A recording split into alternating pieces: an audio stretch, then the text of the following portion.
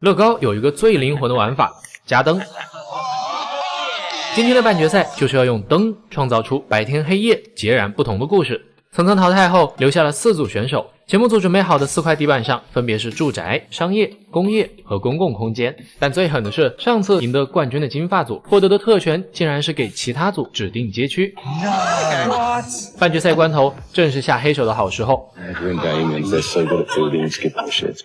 Pretty bombed, actually. I had ideas for everything else but that. I hate you, Trent. I hate you, Josh. 结果金砖组这边转头就来了一手绝地反击。By day, opening, and it looks like there's workers coming in to put all of the artwork together. But by night, they're stealing it. 但想把这个听着很屌的计划实现出来，除了要用节目组发的8个灯具，还得克服各种只有在搭建时才会发现的问题。透明砖做成的玻璃，在灯光测试时发现什么都看不清，不得不拆掉重搭。不一会儿，评委又建议他们把斜屋顶改成欧洲博物馆的经典穹顶。短短12个小时的比赛，他们就创造了一套堪比街景套装的模型。12个小时后，准备熄灯。白天是博物馆的开幕式，门口有参加剪彩的演奏乐队和游客，工人们将艺术品搬进馆里。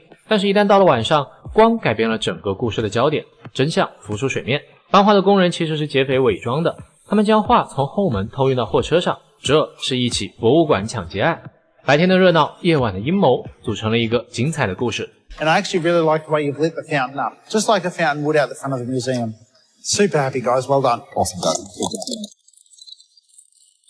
乐高加上几块钱的灯具是怎么在这些大神手里秀起来的？金发组有优先选择权，所以从4个街区中挑了个最简单的居民区。但两人搭着搭着发现这是个坑。居住区虽然感觉最简单，但却限制了发挥，搞不好就沦为了剩下3组大神的背景板。压力之下，他们终于想到了能逆转局势的点子。Seems really obvious now, but haunted house. 白天的居民区坐落着2栋带宿舍的楼，但是好好的楼为啥要卖掉呢？到了晚上，屋内的灯光亮起，原来这是一栋凶宅。只差1步就能进入决赛的关头，我以为眼镜小哥紧张到衣服都湿了，直到我在看到这个。这2栋低价售出的楼盘引来很多看房的人，却得中介正紧张地发着传单。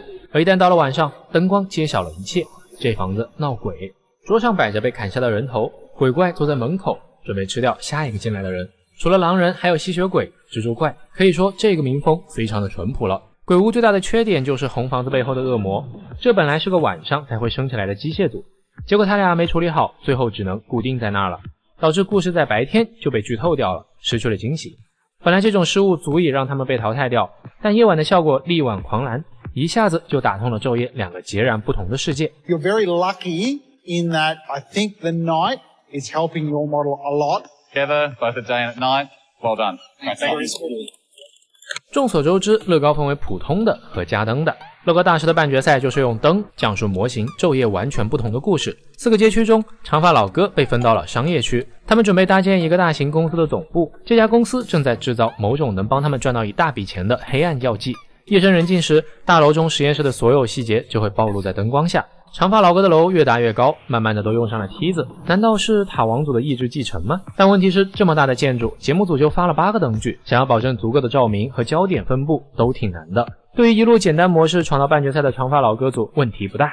BS 公司总部实验室发生了一场爆炸，警察铐走了负责人，而真正的幕后老板已经跑路了。直升机下的超级英雄拿着一瓶药剂，准备遁入黑夜中，深藏功与名。虽然长发老哥一直都很强，但这个作品昼夜的反转不够明显。1楼的旋转门选错了颜色，让人看不清。再说说有意思的地方，实验室闪烁的灯是红色透明砖和旋转的黑色半圆组成的。楼顶的直升机就像真实的直升机一样震动着，灯具分别强调了整体不同的焦点。 I've got to say, I think it's great.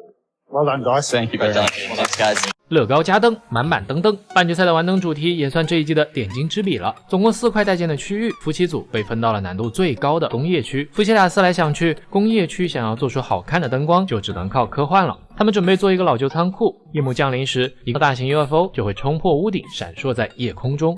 机械组一直属于他们踩了必爆的雷区，但为了挤进总决赛，也是硬着头皮做了。刚接触机械组的妻子对于结构不熟悉，测试 UFO 升降时一度卡壳。这里应该使用尽可能少的涡杆，因为上面 UFO 如果重量不均匀，就容易压歪，导致齿轮卡壳。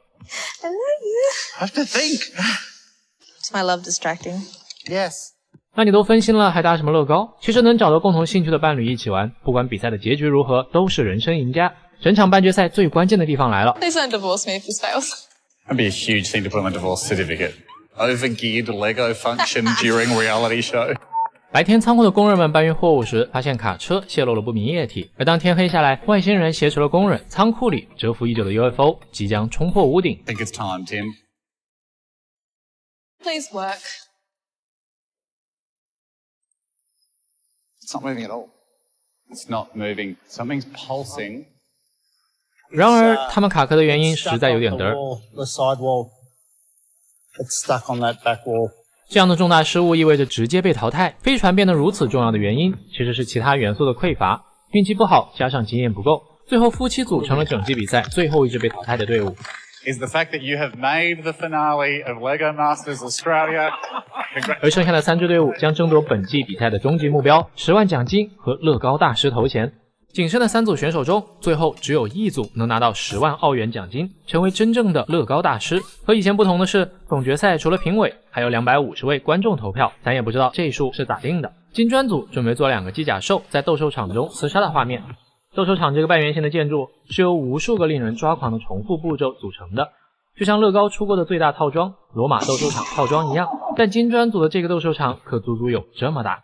但和作品的核心机甲比起来，斗兽场就显得简单得多。机甲最难的部分就是要让它有半机械半人类的感觉。 Check this out. Ready? Oh, yeah. That's brilliant. 好了，我已经预感到全场小男孩的票都会被这座斗兽场搜刮干净了。接下来要想办法让骑士看起来真的受伤了。 That's what we want. It actually looks like he's fallen. 无心插柳的一摔，就定格出了一个战斗瞬间。紧接着下一个难点，这么大的竞技场，观众席要摆满多少个人在？ I've done a little bit of math. You need about 4,500 figs to fill this up. 听完评委的话，金砖组拿着筐就冲进了零件屋。 I literally. Sorry. 但这样还是不行，所以他们想尽办法减少竞技场的座位，设置台阶、裁判的位置、VIP 的包厢席位。艺术家永远不会满意自己的作品，即使在28小时即将结束的最后10秒钟，金砖组依然冲向了砖块屋。 6, 5, 4, 3, 2, 1.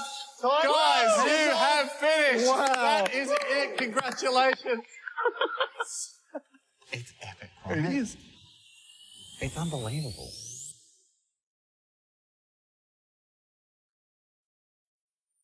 日本武士和中世纪骑士机甲在斗兽场中厮杀，画面定格在骑士倒下的一瞬间。与此同时，看台上也发生了很多小故事，两队粉丝甚至还打了起来。你妈退钱！机甲战斗的故事让小人仔和大型角色可以共存，但评委认为机甲有一个很明显的缺点，倒下的姿势不对。如果骑士的胯部再下沉一些，看起来会自然得多。看着这样一个充满细节的庞然大物，设计加搭建只用了28个小时。仔细想想，这在技术上真的是非常恐怖的一件事。